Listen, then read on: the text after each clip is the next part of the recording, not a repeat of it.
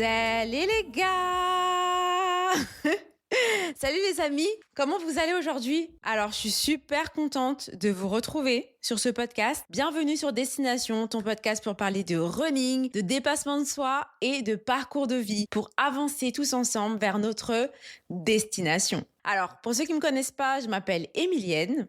Just Amy sur les réseaux sociaux si vous me suivez. Just Amy, c'est vraiment pour ceux qui me suivent depuis longtemps, depuis ma chaîne YouTube, sur Instagram et tout. Sinon, Amy, ça va très bien puisqu'on est entre nous, on est intime. On est là pour passer un bon moment et aujourd'hui, on va passer un moment assez particulier. Donc, je vous invite à prendre place sur mon canapé. Donc, pour ceux qui regardent en vidéo, vous voyez que j'ai fait un petit setup. J'espère que vous appréciez la vidéo. Mais en tout cas, je suis très contente de vous recevoir. Donc, juste au début, pour un petit disclaimer, je dis Nzele. Je suis sûre que ma mère dirait que je le dis mal, mais c'est Nzele, les gars. Donc, ça veut dire bonjour en bamileke, qui est ma langue natale. Donc, je viens du Cameroun. C'était juste un petit point histoire. Mais en tout cas, les gars, avant de rentrer dans le vif du sujet, je voulais juste vous dire comment vous allez. Comment vous allez réellement? Comment ça va? Moi, personnellement, ça va bien. Pour ceux qui sont sur le podcast depuis un petit moment, donc le podcast, il a démarré en octobre 2025, au moment où je préparais le semi-marathon. Le dernier épisode qu'on a fait, c'était sur comment trouver son talent. Et c'est vrai que moi, trouver mon talent, trouver ma passion et choses qui m'animent, j'ai souvent regardé aux autres pour me dire, ah, comment les gens ils font pour être tout le temps animés, tout le temps bien, etc. C'est quoi, moi, mon talent? C'est quoi la chose, ce don particulier que Dieu m'a donné, que je peux répéter, et dans lequel je prends plaisir?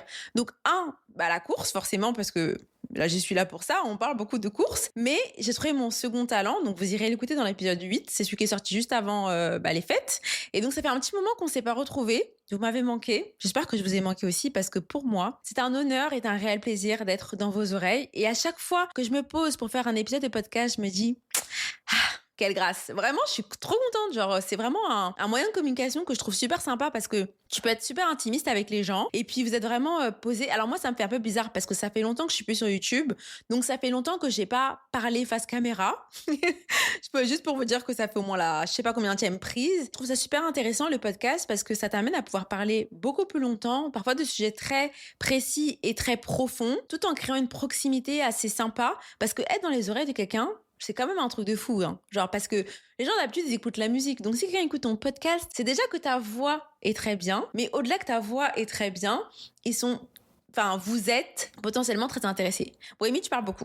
Il faut qu'on avance. Et donc, dans l'épisode 8, je vous avais dit que je vous partagerai la clé, en tout cas, une des clés qui m'a permis de trouver mon talent. Et cette clé, en réalité, on la possède déjà tous. Souvent, juste, on la met pas dans la bonne serrure. Oui, je suis dans les métaphores. Mais tout ça pour dire que c'est quelque chose qu'on a en nous, mais c'est simplement quelque chose qu'on a peur d'affronter. Alors, juste pour vous dire, prenez un papier, un stylo. Si vous êtes en train de cuisiner, en train de courir dans votre voiture, whatever, c'est un bon moment parce que c'est souvent un moment où on est avec soi-même. Donc, je vous invite vraiment juste à vous ouvrir. Je dirais que cet épisode est vraiment là pour nous pousser un petit peu dans nos retranchements, mais toujours dans le bon état d'esprit parce qu'on est quand même là pour rire, pour passer un bon moment. Je veux pas que vous pleuriez, mais si vous pleurez, ça veut dire que le travail fonctionne bien. Ou si vous vous dites, ah ouais, franchement, j'aurais dû faire ça. Ah ouais, c'était plutôt comme ça. Ça veut dire qu'on est sur la bonne voie. Dernière petite annonce avant de continuer. Alors, les amis, cette année, donc en 2025, j'ai commencé ce podcast. C'était pour moi un truc super bien. J'avais aussi sorti un carnet qui s'appelait Carnet Destination, qui est autour de la mode, de la passion et de la confiance en soi. Et en fait, si vous avez écouté dans l'épisode 5, je vous parle un peu de ma vision de destination. Et cette année, je prends une sorte de pas de foi et j'aimerais faire une exposition, donc qui n'est pas seulement autour du talent que j'ai trouvé dans l'épisode 8. Oui, vous devrez l'écouter parce que je ne vais pas vous dire de quoi je parle. Mais la destination, c'est pas seulement le podcast. Destination regroupe en réalité toutes mes passions et toute mon identité en tant que moi, Emilienne, et tout ce qui accompagne Emilienne. Et je veux créer une exposition où les gens, quand ils vont aller dans l'exposition, ou mieux, quand ils vont ressortir de cette exposition, ils se diront, tout est possible à celui qui apprend à se connaître, à celui qui explore et celui qui ose faire les choses. Et c'est vraiment ça ma devise cette année, c'est faire les choses pour être là où je dois être. Et je veux vraiment que la peur, elle arrête de m'emprisonner. Et du coup, on en a quand même parlé dans plein d'épisodes parce que chaque épisode de destination et chaque épisode où on parlait que ce soit de la course au semi-marathon jusqu'à arriver à comment trouver son talent, on faisait toujours un parallèle entre la course, mon entraînement, mais aussi des facettes de nous-mêmes, des traits de personnalité qu'on a soit soit forgés en étant petits, soit qui nous ont accompagnés tout au long de notre vie et on trouvait un petit peu comment mettre en place, ça peut être des nouvelles habitudes, comment affronter la peur, comment affronter le doute, comment gagner en endurance dans nos projets, pourquoi on abandonne des choses qui nous tiennent à cœur. On a vraiment essayé ensemble de trouver des réponses à certaines problématiques de vie qui nous habitent au quotidien et comment le sport vient renforcer un petit peu notre identité et comment il nous permet finalement de nous mettre un petit peu face à nous-mêmes. Je spoil de ouf. Mais si vous avez vu sur Instagram, j'ai quand même déjà annoncé donc sur mon Instagram, l'Instagram du podcast qui est destination.podcast. Destination podcast. Ok. Quelle mauvaise pub. Donc en tout cas, c'est ça. En 2026, j'aimerais donc faire une exposition, l'exposition Destination, qui va exposer mon art et en même temps qui est vraiment un espace où j'aimerais qu'on puisse se retrouver pour chacun se dire ok où on en est, où on est en train d'avancer et comment on continue à avancer vers notre destination et vraiment qu'on puisse s'épauler, s'encourager et se dire que tout est possible à celui qui croit, qui travaille pour, qui se connaît et qui ose. Je pense que oser, c'est vraiment la chose qui doit rester dans notre tête, vous voyez. Alors aujourd'hui, je vais vous faire voyager. Ou je dirais plutôt qu'on va voyager tous ensemble parce que oui, on a dit qu'on est des potes et tout, donc on va voyager ensemble. Bien sûr, on n'a pas besoin de prendre de tickets. Vous inquiétez pas, je m'occupe de tout. Et je vais commencer par une phrase d'un célèbre, non, c'est pas vrai, Mylène, je ne sais pas s'il est célèbre, d'un psychiatre et psychologue qui s'intéressait à la psychologie analytique et il s'appelait Carl Jung. Alors j'espère que je dis bien. Et donc il dit une phrase, plutôt une citation. Maintenant que c'est une situation. Écoutez bien. Celui qui regarde vers l'extérieur rêve et celui qui regarde vers l'intérieur se réveille. Vous avez 3 heures. Ouais. Et donc les amis, aujourd'hui, sans roulement de tambour, nous allons parler d'introspection. Alors l'introspection, je pense que c'est quelque chose qu'on a tous entendu parler, mais je pense que c'est une habitude. Comme on a un peu parlé dans l'épisode 3 sur les habitudes, on a légèrement parlé, et moi je vous en ai parlé un petit peu au fur et à mesure de mes épisodes. Mais aujourd'hui, on va se concentrer vraiment sur l'introspection. Qu'est-ce que c'est que l'introspection ?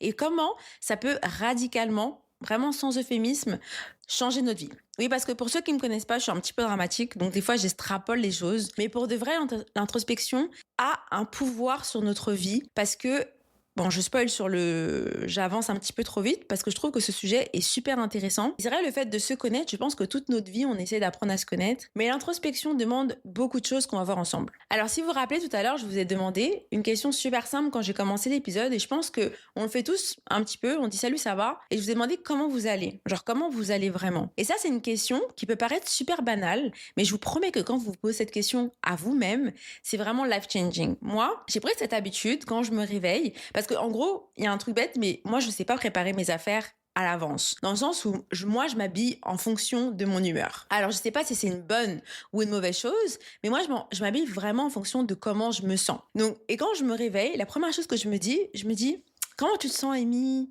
Est-ce que tu as bien dormi? T'es de quelle humeur là? Est-ce que comment tu vas? Genre, vraiment, je me pose cette question à moi-même, je ne suis pas folle. Et en réalité, se parler à soi-même, c'est vraiment bien d'avoir comme un dialogue intérieur. Les comportementalistes, ils expliquent que les conversations intérieures, généralement, elles viennent de quelque chose qu'on essaie de refouler. Donc ça peut être simplement, t'as fait un mauvais rêve, ou ça peut être un événement qui s'est passé la veille, ou un message que tu reçois le matin. En tout cas, il y a quelque chose qui va déclencher cette conversation que t'as. En tout cas, si c'est ce que tu fais régulièrement. Moi, je pense que, bon, de base, j'avais cherché pour dire que les gens qui se parlent tout seuls, ils sont hyper smart, etc. Mais j'ai finalement trouvé que ça pouvait cacher d'autres choses. Donc, on va pas rentrer sur ce sujet-là. Mais le fait de se parler à soi-même peut révéler d'autres choses qui sont cachées émotionnellement. Du coup, moi, le matin, quand je me réveille, que je me dis, Amy, comment tu vas, comment tu te sens, c'est vraiment, je veux comprendre si, est-ce que parce que j'ai passé une mauvaise nuit, je me sens mal, ou est-ce que j'ai juste décidé de me sentir mal, ou est-ce que je me sens bien, ou est-ce que je suis de bonne humeur. Et du coup, forcément, par exemple, généralement, si je me sens hyper fatiguée, je vais mettre des habits de couleur parce que j'ai l'impression que ça va me redonner, ça va m'égayer un petit peu, tu vois. Et donc, nous, c'est ça, on va un petit peu s'adresser sur ça. Le fait, il y a beaucoup de choses qu'on a vécues dans notre vie qui vont venir nous façonner et qui vont venir déclencher des choses en nous, qui vont révéler certains traits de notre personnalité, mais qu'on décide souvent d'ignorer ou de ne pas faire face. Alors, je vous explique un petit peu comment va se passer l'épisode. Dans un premier temps, on va vraiment parler de l'introspection, ce que c'est que l'introspection, on va donner la définition dans ces grandes lignes, et puis je pense que on sait un petit peu un petit peu près tous c'est quoi, mais c'est important de remettre un contexte et de mettre des mots clairs et précis sur ce que c'est que l'introspection. Ensuite, ce qu'on va faire, c'est qu'on va faire le lien entre la course. Oui, vous pensez quand même pas qu'on va pas parler de sport. Entre la course et l'introspection. Vous le verrez, on en a beaucoup parlé dans l'épisode 1 et 2, où je parlais de l'athlétisme et de l'endurance et comment mon amour pour le sport est né. Et on va finir l'épisode en simplement, je vais vous partager 3 outils concrets qui vous permettent de faire une introspection. Et à travers ces outils, qu'est-ce que ça peut... Enfin, comment ça peut vous aider finalement, comment vous pouvez l'appliquer littéralement pour vous-même. Et je vais bien sûr vous partager un petit peu de mon expérience parce que je suis là pour ça. Je me dis, vous savez, moi, ce que je trouve qui est super intéressant dans la vie, c'est d'avoir des témoignages de gens autour de nous. Souvent, les témoignages, c'est ce qui va te permettre de continuer d'avancer. Et si toi, tu as déjà vécu quelque chose, c'est bien de le transmettre à la personne suivante. Et les témoignages, c'est tellement fort. Ça permet vraiment d'avoir un angle de vue et une autre perspective sur des situations dans lesquelles on est. Donc aujourd'hui, c'est mon témoignage, si vous ne l'avez pas compris. Pour revenir un peu dans l'épisode 1, je ne sais pas si vous vous rappelez, je vous parlais de comment le sport il m'avait façonné en tant que personne et tous les traits de personnalité que ça avait... tous les traits de personnalité que ça avait créé en moi. Et je vous disais aussi que dans le sport, en tout cas, je pense que dans tous les sports, mais je vais prendre la course puisque c'est le sport que je maîtrise. Dans la course, il y a quelque chose de fondamental, c'est que quand tu décides d'aller courir, tu cours toujours avec un objectif en même temps que tu décides de faire un run. Que ce soit un run de 5 minutes, de 10 minutes, de 10 km, whatever, tu vas toujours avoir un objectif. Parce que tu peux jamais travailler et ta durée et ta distance et ta vitesse. Tu peux pas travailler, je sais pas moi, un 200 mètres comme tu travailles un 10 km. Chaque course a son propre objectif. Mais pour qu'un objectif soit atteint en course, il faut que tu sois très honnête avec toi-même. Donc, comment tu te sens durant la course, avant la course, comment s'est passé ta nuit d'avant, est-ce que tu cours le matin, est-ce que tu cours le soir, etc. Toutes ces informations elles sont super importantes parce qu'elles vont déterminer comment ta course va se passer et si tu vas réussir à atteindre l'objectif. Et quand tu cours, le plus important, c'est pas toujours la course, c'est vraiment comment tu te sens à la fin de la course. Si à la fin de la course, tu te sens bien, c'est que ton parcours a bien été fait et que du coup, tu as été un bon coach pour toi-même. Mais si quand tu finis ta course, tu te sens mal, ça veut dire que tu as fait des erreurs le long du parcours et que tu n'as pas été complètement honnête avec toi ou pendant la course, tu t'es laissé pousser des ailes. Et comme dans la course, comme dans la vie, c'est ce qu'on fait. On dit toujours qu'il faut toujours savoir pourquoi on fait les choses et c'est ça. Et c'est ça que je voulais vous partager. Et voilà, quand tu cours, tu peux pas tricher. Parce que si tu cours et tu dis, ah, aujourd'hui, je vais faire 10 km, t'as pas dormi de la nuit, tu te sens pas très bien, t'es pas très motivé, etc. Les 10 km, peut-être que tu vas les faire très difficilement et ça va être difficile. Tu peux pas tricher. En fait, dans le sport, tu peux pas tricher. Là, comment tu te sens est déterminant sur comment tu vas réussir à appliquer ton sport, à le faire, à gagner ou autre. Que tu sois en compétition, dans n'importe quel sport, on sait que nos émotions ont complètement un impact sur notre jeu. Alors du coup, fermez les yeux 2 secondes les gars, à part si vous êtes en train de faire quelque chose qui nécessite que vous ayez les yeux ouverts. Imaginez-vous qu'on est au second siècle. Ok, on est dans un somptueux château. Vraiment, c'est très beau, très élégant. Un château, vraiment, imaginez-vous un peu, je sais pas moi, Versailles ou mieux. Ok, dans ce château, il y a un petit garçon. Et ce petit garçon, il ne joue pas. Enfin, il ne joue pas genre foot, whatever. Ce petit garçon, il lit. Il lit beaucoup. Et il s'intéresse tout particulièrement à la psychologie. Ah oui, cet enfant est doué. Vous me direz, il est très doué. Il s'intéresse à la psychologie à un si petit âge. Et ce garçon, il est passionné d'un courant particulier. Il est passionné du stoïcisme. Alors là, on se remet un petit peu dans nos cours de philo. Je vous avoue que moi aussi, j'avais quand même oublié c'était quoi le stoïcisme. Donc je suis allée chercher chez mon ami Google, merci à lui. Je vais vous lire la définition. Alors le stoïcisme, c'est une école de pensée née durant l'Antiquité. Et l'un de ses principes clés est celui-ci. Développer sa force intérieure, accepter ce que l'on ne peut pas contrôler. Et donc ce petit garçon, il était fasciné par cette idée. Vous avez bien écouté, hein. Développer sa force intérieure et accepter ce que l'on ne peut pas contrôler. Et cette fascination, en fait, elle l'a jamais quitté. Il a toujours été animé par le fait de savoir comment je peux me connaître intérieurement et comment je peux accepter que toutes les choses qui se passent dans ma vie, dans l'existence, je peux pas forcément toutes les contrôler. Et donc, il a grandi avec cette idée-là de rechercher ça. Il est devenu empereur, il gérait des bataillons de guerre et ce qu'il faisait à chaque soir, c'est qu'il écrivait ses pensées. Il écrivait comment il se sentait. Ou en fait, il écrivait ses luttes intérieures, ses doutes, ses peurs, ses aspirations, ses craintes. Vraiment, il il se livrait à cœur ouvert, tout simplement. Et le but pour lui, c'était de devenir un meilleur dirigeant, mais surtout de devenir une meilleure personne. De ses écrits sont nés plusieurs ouvrages, donc 12 ouvrages précisément, qui s'appellent « Les pensées pour moi-même ». Et ce petit garçon, il s'appelait Marc Hilaire. C'était un empereur romain. Alors, pour ceux qui font l'histoire et qui connaissent, je ne connais pas les dessous de ce gars. J'ai juste pris cette partie qui je trouvais très intéressante, de voir comment quelqu'un pouvait s'intéresser à devenir sans cesse une meilleure personne. Et je pense qu'on est tous appelés à faire ça. On a tous cette ambition de vouloir devenir une meilleure personne. Il a écrit la phrase suivante. « L'être est comme un fleuve qui coule perpétuellement. Les forces de la nature sont dans des changements continuels. » Et en fait, lui, Marc Hilaire, il s'intéressait à une chose. Il voulait savoir comment faire pour avoir la tranquillité d'esprit. Et je me suis dit, finalement, les amis, est-ce que la vie, c'est pas ça? Est-ce que c'est pas de trouver la tranquillité d'esprit? Et quand on fait de l'introspection, vous vous rendez compte qu'il est très difficile d'en faire une finalement. Parce que finalement, comment faire pour être tranquille d'esprit dans un monde où on est animé constamment, où nos pensées, elles sont toujours en alerte, où on nous demande tout le temps d'agir, de créer, de faire, de travailler, de composer sans cesse et sans cesse et sans cesse, parce que nous sommes la société. Et la société, elle a besoin de quoi? Elle a besoin de personnes qui agissent. Et si on décide de ne plus agir, alors il n'existe plus de société. Donc la société a besoin de mouvement, elle a besoin qu'on fasse les choses pour qu'elle puisse continuer à vivre. La société, c'est nous, les gars. Là, on dirait que je suis en train de vous recruter pour un truc anti-société. Non, à la surproduction. Bref, tout ça pour dire que finalement, nos pensées, elles sont éparpillées. Nos pensées, elles sont jamais au bon endroit. On a du mal. Est-ce que ça vous arrive de vous ennuyer? Genre en 2026, dites-moi, est-ce que ça vous arrive de vous ennuyer? De juste être là et de rien faire?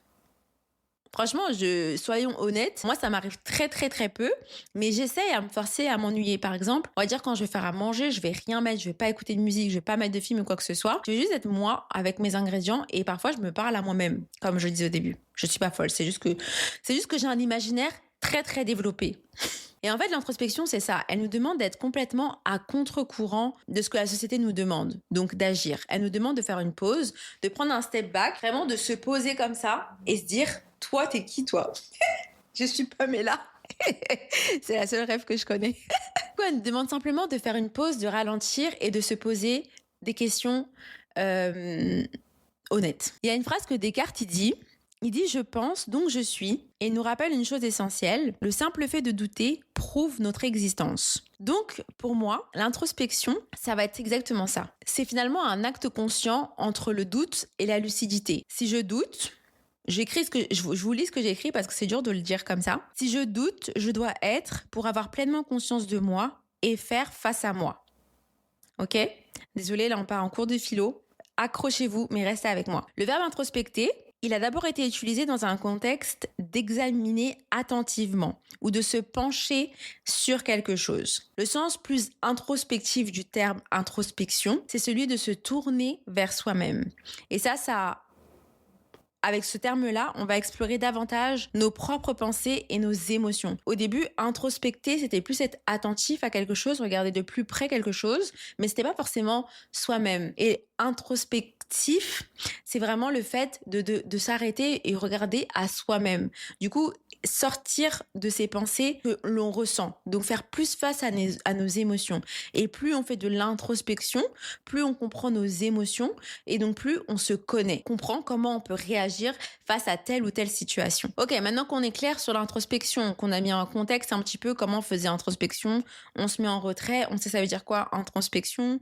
On a vu Marc Hilaire qu'il écrivait ses pensées, on a vu qu'il essaie de devenir une meilleure personne, on cherche la tranquillité d'esprit.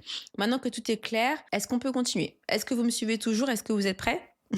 On y va. L'introspection, c'est un moment où on décide de s'arrêter et de se regarder dans le miroir. Il y avait une chanson qu'il avait écrite Michael Jackson et c'était dans un film avec Keke Palmer. I started with the man in the mirror. I asked him to change his way. And no, bref, je suis pas chanteuse, mais il dit, j'ai commencé avec l'homme dans le miroir. Je lui ai demandé de changer sa manière de voir. Et en gros, il dit que il peut pas avoir de changement si toi-même tu commences pas par changer. Et pour changer, il faut que tu te connaisses. Il faut que tu regardes la personne qui est dans le miroir. Il faut que tu te regardes toi-même. Je trouve ça fou l'introspection parce que elle peut être forcée d'une certaine manière. Parfois, la vie va vous emmener à faire une introspection. Et parfois, vous allez la faire de vous-même parce que vous voulez affronter quelque chose ou ne plus vous retrouver dans certaines situations. Mais à la fin de la journée, l'introspection, ça reste un acte volontaire. Ça veut dire que vous devez prendre la décision de vous arrêter et de vous dire, OK, aujourd'hui, je vais me parler à moi-même. Aujourd'hui, je veux que certaines choses, elles changent dans ma vie, dans ma manière d'être, et je veux me comprendre pour être une bénédiction pour la personne qui est à côté de moi, pour être aussi un meilleur témoignage, mais surtout pour rechercher une tranquillité d'esprit et pouvoir vivre ma vie de la meilleure façon pour aller là où je veux aller. Vous voyez ? Et personnellement, moi, j'ai vécu une petite introspection forcée. On va dire que l'année 2025, c'était pas une année facile. Et j'étais, pendant une période, j'étais très triste, j'étais très en colère, j'étais très déçue des situations que j'ai pu vivre. Et sauf que j'étais dans une répétition de j'avais l'impression d'être dans l'injustice de la situation, l'injustice de la vie. Alors j'étais en mode oui mais c'est pas de ma faute, oui mais moi j'ai pas demandé est-ce que ça se passe comme ça. Et en fait à un moment donné je me suis dit tu sais dans une situation rien n'est jamais noir ou blanc dans une relation peu importe, mais qu'est-ce que ça révèle de moi ce qui s'est passé? Pourquoi c'est venu me chercher autant? Qu'est-ce qui s'est passé pour que ça me blesse aussi profondément? Et qu'est-ce que ça révèle de ma personnalité, de ma manière de réagir, de mes émotions et de comment ces émotions, ensuite, je vais les déverser peut-être sur d'autres personnes. Parce que souvent, quand on ne sait pas générer ces émotions, quand on se connaît pas, on a tendance à pouvoir blesser les autres sans s'en rendre compte parce que nous-mêmes, on se sent dans une injustice. Mais cette injustice, parfois, elle peut être réelle, hein. Mais dans mon cas, en tout cas, oui, elle était là, mais c'était pas le moment de regarder vers l'extérieur parce que celui qui regarde vers l'extérieur rêve et celui qui regarde vers l'intérieur s'éveille. Alors il est temps de me réveiller. Alors en juillet 2025, j'ai pris la décision. Donc en juin par là, je me suis dit OK, le mois de juillet sera ton mois d'introspection. Ça sera ce mois-là où tu vas faire face à toutes les choses qui sont dans ta tête, toutes les choses qui te tracassent, tous les ressentiments que tu as et tu vas les mettre sur papier. Donc, on en vient, les amis, à la première étape de l'introspection, le premier outil. Donc, déjà, pour faire mon introspection, je me suis dit, il faut éliminer plusieurs choses. Moins d'interaction sociale, je vais moins éparpiller mon temps parce que le fait de faire une introspection demande que tu dois avoir du temps avec toi-même. Je vais faire des activités qui me forcent à plus me concentrer. Donc, chercher un peu moins la distraction, moins sur le téléphone, etc. Donc, je me suis mis à peindre, faire du vélo, aller à la piscine, marcher dans la rue, lire, des choses qui vont me forcer à me concentrer et à contrôler mes pensées. Parce qu'à un moment donné, j'étais trop en overthinking, donc j'étais trop en train de penser et mes pensées, j'arrivais pas à les contrôler, elles venaient toutes seules. Sauf que quand vous faites des activités, des choses qui vous forcent à vous concentrer, et ben finalement, ça permet que vous pouvez trier les pensées qui vont venir à chaque fois qui sont intrusives, quoi. Une fois que j'ai fait ça, que j'ai défini les choses qui pouvaient être un obstacle à l'introspection et que j'ai fait ça, je me suis dit l'outil que je vous présente, qui est forcément l'écriture. On avait dit que Marculaire, lui, il écrivait ses pensées jour après jour sur ses doutes, ses craintes, comment elles sont. Et moi, je me suis dit, je vais faire la même chose, en fait. Je vais écrire toutes les choses qui me tracassent. Vraiment, toutes les choses qui me tracassent. Vraiment, tout ce qui me passe par la tête, toutes les pensées que j'ai, je vais les écrire. Et vous voyez dans Harry Potter, là, quand Dumbledore, il tire ses pensées, il les tire comme ça, là, il les tire et il les met dans l'eau, la vasque, là, et après, toi, tu peux les revoir. En fait, le fait de sortir ses pensées, de les mettre et ensuite de les regarder d'en haut, ça donne un step back vraiment sur la situation. Et là, tu dis, OK, je vais prendre quel souvenir? Si vous vous rappelez pas, dans Dumbledore, il va regarder, parce qu'en fait, le gars, il est tellement vieux, il a tellement de souvenirs, tellement de choses qu'il a vécues, il peut pas tout garder en lui. Sinon, c'est trop, il faut qu'il travaille un par un sur les choses. Et nous, c'est ce qu'on essaie de faire. Donc, j'ai estirpé de ma tête toutes les pensées. Quand je vous dis, j'avais une page comme ça, j'ai écrit tout ce qui me passait par la tête. Même le fait de dire, oh, j'en ai marre parce que j'arrive pas à remettre la table. Toutes les pensées que j'avais, je les ai toutes écrites. Une fois que j'ai écrit toutes ces pensées-là, je les ai classées par pôle. Genre finance, avenir, travail, papier, enfin bref, j'ai fait des pôles parce que forcément il y en a qui se recoupent, qui vont ensemble. Et l'objectif, il était super simple. C'était de sortir toutes les pensées de ma tête et de mon cœur. Une fois que c'était sur papier, je vous jure, ça m'a déjà enlevé un poids. C'était tellement bien. Et les questions finalement qu'on essaie de répondre, elles sont les suivantes. Et les questions que j'ai essayé moi de répondre, et aujourd'hui ces questions-là, je vous les pose à vous-même. Donc si vous voulez prendre un petit temps juste pour les noter, comme ça, vous pourrez le faire aussi chez vous. Quand on fait de l'introspection, on essaie de répondre à 3 questions différentes. Bien plus, ça dépend du but de votre introspection. Donc, pourquoi on fait ce qu'on est en train de faire? Est-ce que c'est la bonne chose à faire? Et comment on se sent en ce moment? C'était Destination, ton podcast qui t'aide à avancer vers ta destination. En tout cas, je te remercie d'être resté jusqu'à la fin de cet épisode qui était la partie 1 de l'introspection. Et on se retrouve à la prochaine étape, c'est-à-dire la semaine prochaine, pour la partie 2 sur l'introspection. Ça te laissera le temps de répondre aux 3 questions que je t'ai posées en fin de cet épisode et de le partager à quelqu'un qui en a besoin. En tout cas, je te remercie de faire partie de cette aventure et on se retrouve très vite à la prochaine étape. Bisous, bisous!